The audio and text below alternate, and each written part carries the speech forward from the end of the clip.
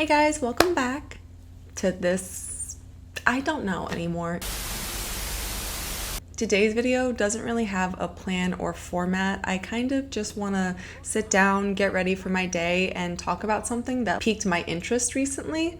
There's no extensive research here. I'm not trying to propose any kind of groundbreaking, well, I am kind of interested in exploring this online dynamic. Recently, like a lot of you maybe, I've been rewatching Garrett Watt's recent video where he explores a haunted hospital with his friend Andrew, and it's just so good and so, I don't want to say relaxing because it's supposed to be a scary type thing. Sorry, I should be in frame. But I find it really fun and enjoyable because I think Garrett and Andrew are just the personalities we need right now. They give me the same kind of feel that Jenna Marbles did. Like this really nice, welcoming, yet still interesting kind of feeling. And since Jenna's probably, I would say, gonna stay offline for a while, I am happy that Garrett and Andrew are still making really fun, enjoyable, rewatchable content because I have seen that video so many damn times and something interesting always keeps popping up. A lot of what Garrett does is really interesting and unique, and you can't say anything about a content creator who uploads, I'm gonna say inconsistently, but for a content creator to upload sporadic long form videos and still have such a consistent view count, I mean, it's always in the millions with Garrett's videos. That is something incredibly impressive and notable, and I think it shows how much Garrett's audience really cares about him and stuff like that. But the reason I really have been thinking about these two guys particularly lately, besides watching the video over and over again, is I'm kind of looking into doing a Shane Dawson canceled influencers video. His comeback has been rumored and people keep saying this and that. I don't doubt he's gonna come back at some point because he has a massive following still. And something that came to my mind recently was the fact that Andrew, Garrett, Shane Dawson, Ryland Adams, Ryland's sister Morgan, they all had this really I don't want to say vlog squad type energy, but they were collaborating together a lot in 2018, 2019, even into 2020. And it seemed like they did really, really well together because I know those haunted exploration videos that they did as a group got a lot of views. And sometime in 2020, after the Jeffree Star, Shane Dawson Conspiracy Palette documentary, if you want to call it that, wrapped up, Garrett and Andrew seemed to just completely disconnect themselves from Shane Dawson and Jeffree Star, which is interesting because throughout that Shane Dawson and Jeffree Star documentary, all of Shane Dawson's documentary series really, Andrew has played a bit of a part in it, and so has Garrett to some extent. Not to mention the countless videos they've made together on Garrett's channel, on Shane's channel. It just seems so weird that after probably an insanely profitable year, because think of the counter exposure they were all getting, Garrett, Morgan from the Jeffree Star series. It's interesting that they're all now kind of on different pages, it seems. And it really got me thinking about potentially why this group had dispersed, but more so focusing on the relationship between Garrett, Andrew, and Shane. They were really intertwined in an interesting way because Shane and Garrett met through Tinder, although I'm sure they knew each other based on content creation because like I said, Garrett was on Vine a lot, but they primarily met because they matched on Tinder. They didn't work out, and they've mentioned before that it never got any weird or anything. They just remained friends, and that's cool. But then Garrett brought in Andrew, and Andrew was not only a videographer, but he was also a great editor. And Shane Dawson has mentioned before that Andrew's editing really revamped his channel and inspired him to take on more challenging or intricate projects that eventually developed into these super successful multi-episode series on various controversial YouTubers.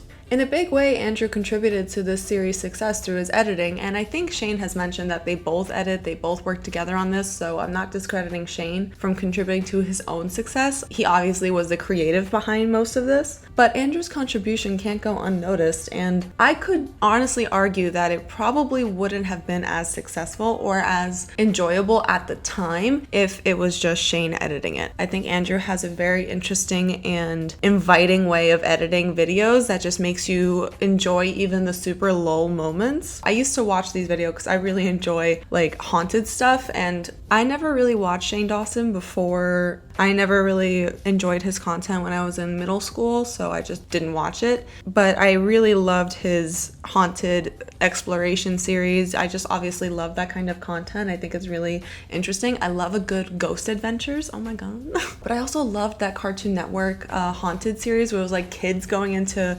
Alcatraz at like midnight, way past their bedtime. I just love haunted things. Anyway, sorry. But when rewatching Garrett's video a ton recently, I kind of realized that the majority of the reason I enjoyed Shane Dawson's videos before was the editing, was Garrett, and was also Andrew and Morgan and Ryland, and a little bit of Shane. Like, they were all having like a really good dynamic in these videos, and Garrett and Andrew have still been able to replicate that great dynamic in their recent videos, even if it's just them two. So it got me thinking about a lot of things, and one of the thoughts that I had, and like I said, this isn't like super researched, I think Shane Dawson, based on watching his documentary series and seeing how his friends act with and without him, and how Shane acts with and without his friends, he kind of strikes me as the person that not necessarily consciously mimics people's personalities in the room, but I do think he has this adaptive personality. I know he's a Cancer. They have this innate feeling of wanting to take care of people in some way, and Shane Dawson has recently said that he likes to do that, although previous content could say otherwise. He just has this way of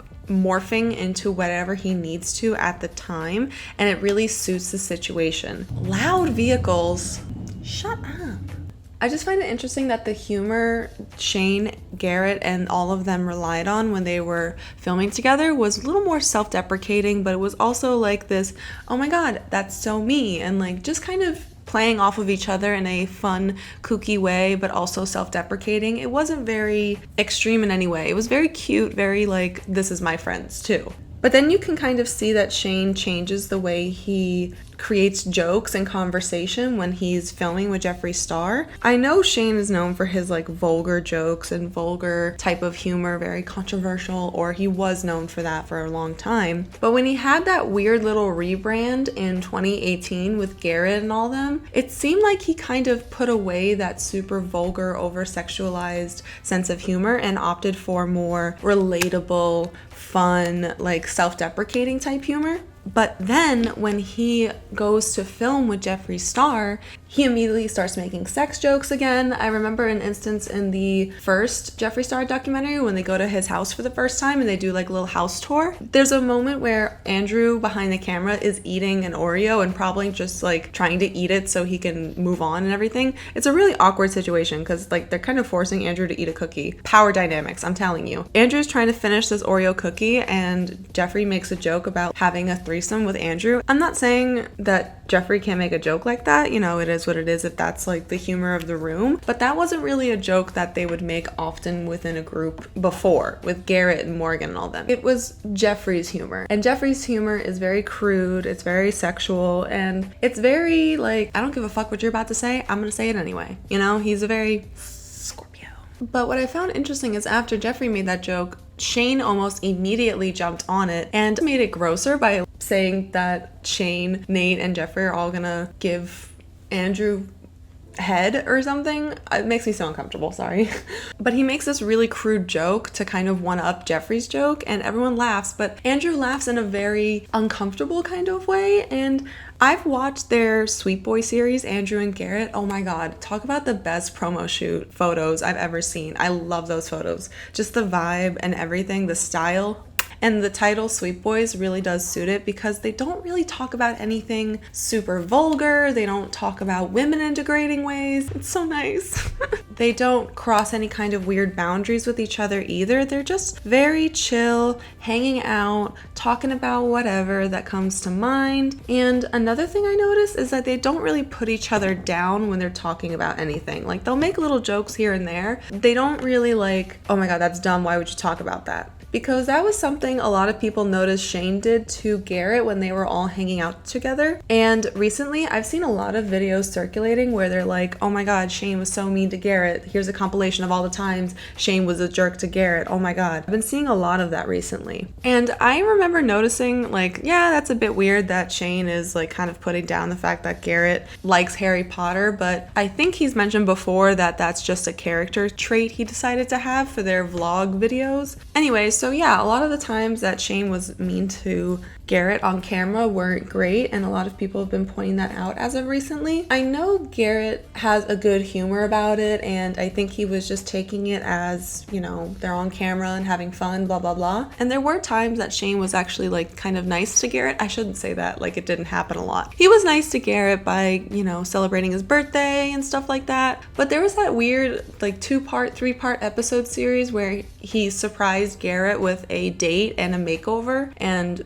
basically told him not to act like himself in any kind of way. And if you've never seen Garrett Watt's content, it's eclectic, it's interesting. He's quite a character. He's got such an imagination that is so enjoyable and relaxing at the same time to watch because it's very pure and it comes from a real genuine place. You can feel it. I feel like I'm gushing too much about these two. I think after a whole year, 2 years going on at this point, that people have been showing their true colors on their content creation platforms, and people are kind of becoming really obviously power hungry, obviously money hungry. It's nice to see two people who are incredibly genuine and sweet making such good content on a platform that is desperately deprived of it. I find it really interesting that this group of people, like I said, had such success, such a great dynamic together, out of nowhere during 2020 just stopped being friends. It was after Jeffree Star and Shane Dawson's second documentary together where they released the Conspiracy Palette. And during the quarantine of 2020, Garrett has said that him and Andrew decided to go up to Washington for a few months just to escape the severe situation in LA and kind of find a place that's a little more closer to nature so they both don't go crazy. They quarantined together, and ever since then, we really haven't seen them engage with Shane Dawson or Rylan for that matter on social media. I've seen here and there that Garrett has made suggestive comments on his TikToks or subtweets. For the most part, they act as if they were never friends. They never mention them. They never say anything. Shane and Ryland are getting married or got married or something this year. That's a big life event, and you would think that Shane's probably close friend slash editor and previous Tinder match well, his friend too. You would think that his friends would show up for this super amazing event. And I'm not saying like this is bad on Garrett or Andrew for not being a part of this. It's a matter if they were even invited, because it seems like the friendship has pretty much ended for the most part and they're all going their separate ways or deciding to move on in different ways. And obviously it's like none of my business what happens between people that are genuinely friends in real life, but the fact that they also made quite a lot of profit, quite a lot of clout, I hate that word, but they promoted each other quite a lot across each other's channels and portrayed this really tight-knit friendship. For it to kind of dissipate without an explanation, I think has a negative effect on young viewers that ingest their content regularly or ingested their content regularly. Because I think the representation of dynamics and relationships is incredibly important. And not to say we have a right to their relationships. I don't mean anyone is entitled to know what happens behind the scenes between real life friends. But the fact that they did make so much money together across so many various collaborations, it makes me curious to know, okay, well, you had us invested in these relationships. We watched you all because you were all together and we enjoyed your content together. You're now all doing your own thing, and it's kind of left up to our imagination what the hell happened. I don't mean any harm in the way I kind of speculate what goes on. It's just kind of, when I make this theory, I'm not making it out of like, oh, I love this person, I hate this person. I'm trying to kind of think of it as like, what familiar relationships have I had that could possibly explain or give me some insight on what's going on between them, and maybe I can kind of recognize those kind of behaviors moving forward. I don't mean it in like a gossipy type way. I don't mean this video to come off in a gossipy type way, but I think again it's important to know what led to what when it comes to people who regularly document their interactions with each other, because those are behaviors and examples you're setting for for children, for young adults, going into the world. I mean, there's a lot of people who have admitted their social interaction skills have not been the best after quarantine. But a big reason that like sitcoms, Full House, Family Matters, they didn't consistently have their characters have these crazy abusive or cut off relationships. I mean, they did replace people sometimes and think that we wouldn't notice. But the dynamics for the most part are always pretty healthy between the main characters, and then usually the episode is based on some kind of moral understanding of communication and ethics. But when they fight, we get an explanation for why they fought, because we are invested in these people. And regardless of what your opinion of these YouTubers, these daily vloggers, what have you, they are in some way a daily sitcom type of show. People are going to get invested in their lives and what they're doing and how they think about the world and how they treat other people. That's also why I think a lot of influencers opt to have really private relationships. Joey Graceffa and Daniel Prida, they, for the first, I think, few months of their relationship, kept it completely offline. And that's completely understandable because you want to make sure that everything works and all that. And they also understood that once they introduce each other as romantic partners on a massive public platform, they're going to have to start answering some questions because people are going to get emotionally involved in their relationship. And if I may, I would like to kind of express a theory I have on why this group potentially dispersed the way it did. So like I said, Shane and Andrew worked on the first and second, and I think most of the documentary series he produced on YouTube, but specifically talking about the Jeffree Star series, not only did Shane probably help make Andrew uncomfortable in certain aspects, like that kind of dirty joke I mentioned earlier, but I think Jeffree Star kind of brought out the old Shane Dawson, and that wasn't the version of Shane that Andrew and Garrett had signed up for. Because Shane did this huge rebrand of himself almost in like 2017, 2018, and that's when he started collaborating with Garrett and Drew, I believe his name was, as well, including hiring Andrew as his editor and videographer. So they were used to a version of Shane Dawson that was more chill, funny, self-deprecating, not this like super bougie and almost sassy character, almost sexual character that Jeffree Star kind of started pulling out of Shane Dawson during their filming together. Whereas the characters that Andrew and Garrett portray in their Sweet Boys podcast, even the episodes where they were collaborating with Shane, they just have this very calm, very sweet, very considerate demeanor about themselves. It's just so jarring to see it compared to Jeffree Star's personality, which is very loud, very vulgar, very boisterous. So I think when Shane started working with Jeffree consistently and over the period of, I'd say probably about a year while they were filming this palette documentary, Shane probably became much more comfortable with saying the kind of jokes that Jeffree did because those are the same kind of jokes when he first started posting on YouTube. And I think when Garrett and Andrew started seeing this different side of Shane, this different sense of humor, it really took them aback because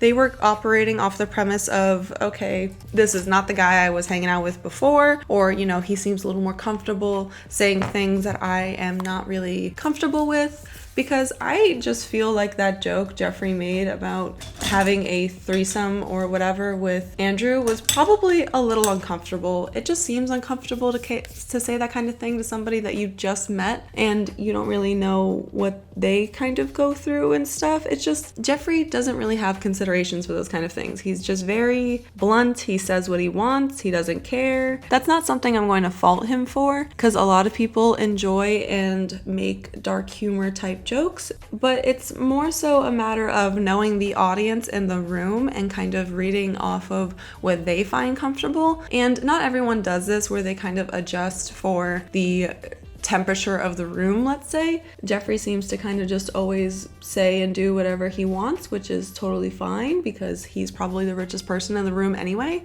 But what I'm really trying to get at here is that I think Garrett and Andrew were like, you know, I don't really appreciate these kind of jokes. I don't really like this kind of humor. And they felt Shane was maybe taking on a personality that they were not ready for or going back to a personality that they didn't sign up for. because, like I said, they seem to all get along really well. Shane was making jokes that they could bounce off of, that they all could enjoy. Because one of the things that made that group work so well is that they all bounced off each other effortlessly. They made the same kind of jokes, they were within the same lengths of humor and stuff like that. Whereas Jeffrey kind of creates the conversation, and I don't want to say takes charge in it, because he does have other people around him that I'm sure have been his friends for a long time, and I don't think anyone would be long-term friends with somebody who constantly just talks about themselves. Or maybe they would, I don't know. People are unpredictable these days. But to go from like a little bit more of a collaborative environment to having the conversation kind of always center around one person or center around one person's ideas, it could probably do something on your mental health in that particular instance. And the rumors I've heard about how Jeffree Star speaks in private seems to be that he is still a bit of a shit talker. He's still a bit sour about certain people doing well without him and whatnot. And it went from just Shane and his crew to now Jeffree Star being featured constantly. And I'm sure that was mutually beneficial for all of them, because Garrett was featured on Jeffree's channel a lot and they made a couple of videos together. He was in the first Jeffree Star series a lot. But Jeffree also made the weird proposition to Garrett that he would give him like a month's worth of rent if Garrett would sleep with Jeffree. And again, that's just a very weird comment to make to somebody that you really don't know that well, especially when they themselves don't really engage in that kind of dialogue or that kind of behavior. It just like, he basically offered Garrett, hey, you want to be a prostitute? And I feel like that also speaks a lot to how Jeffree treats people in his life. Granted, he might not have been very serious about that joke, but why make it? Why make it? Why say anything?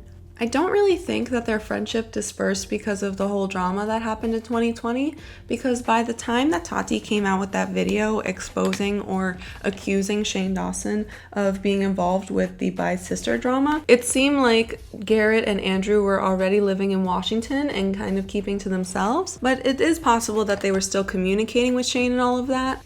I'm guessing quarantine probably gave everybody a good amount of time, or maybe even a good amount of distance, to really sit back and reflect on their relationships and stuff, because I genuinely think Garrett really cared about Shane and Andrew really cared about all of them too, because there was that little series that Garrett had on his YouTube where he cleans up his hoarder house in 24 hours, but really it actually took a long time. Shane Dawson helped him a lot with that process and helped him reorganize his life a bit better so he can create content more consistently. I think Garrett really truly did value Shane's friendship, but I think as Shane and Jeffree grew closer and Jeffree kept showering Shane with extravagant presents and giving him so much success on his YouTube, Shane probably excused a lot of Jeffree's behavior, which caused Garrett and maybe Andrew to some extent to kind of say, you know what, maybe we don't want to expose ourselves to something that we're not really comfortable with anymore. And it kind of shows bad on Shane if that is the case, which again probably isn't. This is just me theorizing. I think it's interesting if that was the case, because it kind of reflects on how Shane is not really a good friend and chose money over his morals, I guess. Trisha Paytas, apparently I can't say Paytas right, but Trisha has made comments along those lines that Jeffree would say really obscene or unnecessary things to Trisha, and when Trisha would talk about it with Shane, Shane would just excuse it and say, well, he's lonely and he doesn't mean it, he's just joking. And to the point where Trisha was like, well, he really made me contemplate suicide and you're still excusing him and you're acting as if I never talked to you about this. And that's ultimately what ended their friendship, or at least as far as we know. Anyway, the point of me saying all of this is I find it really interesting that this dynamic, this friendship, this content creation collaborative completely ended and we have no idea why. And I think it's not because they have any sort of deeply malicious feelings towards each other. I think it was just rather, you know, your friends change, they meet new influences. Oh my god, I forgot powder highlighter. Oh. And when Shane Dawson started making content with Jeffree Star, I think he just kind of picked up on Jeffree Star's energy, not really considering how that affected his friends and how it kind of counteracts the energy that he had started creating on his channel. He went through a little bit of a character reassembly again when he started collaborating with Jeffree consistently, because he went from this like super relatable, chill, I'm poor person to, oh my god, I have a mansion, I have Gucci. He just became this different person. And that didn't necessarily vibe with Andrew or Garrett. So I think they took it upon themselves to separate from a situation that makes them uncomfortable or makes them unhappy. And not saying that they owe us any explanation, but I would like to know maybe if one day Garrett and Andrew are comfortable explaining how the crew dissipated from being so tight-knit to basically ignoring each other's existence. I think they still support Morgan in some extent because Morgan, she never really changed her personality as abruptly or as obviously as Shane and Ryland did. So I think they still fuck with her, but probably not Shane or Ryland anymore, just based on everything that's happened since the Shane Dawson Jeffree Star conspiracy palette commercial. But my makeup is done. My husband is hungry. So we're gonna go get some food and get our day started. I have to go to Home Depot because we need to fix this apartment before we leave it. By the way, speaking of haunted, okay, I know a lot of you noticed the weird whispering in one of my previous videos. I think it was the first drama catch up. This apartment is haunted. There's a ghost in here. I've named him Carl. I know he's here. Just know that I've seen that. I know what you're talking about. We will address it soon. But for now, I'm just gonna upload this super rambly, super out of nowhere video, like all of my videos. Be sure to subscribe for more drama and makeup related things. I'm uploading about once a week. I don't know when, but it's once a week. I'll see y'all in my next video. Thanks for hanging out. Appreciate it. Have a good day. Subscribe if you're feeling it. Leave a like if you're feeling extra. And yeah, no harm meant to anybody in this video. Okay, bye.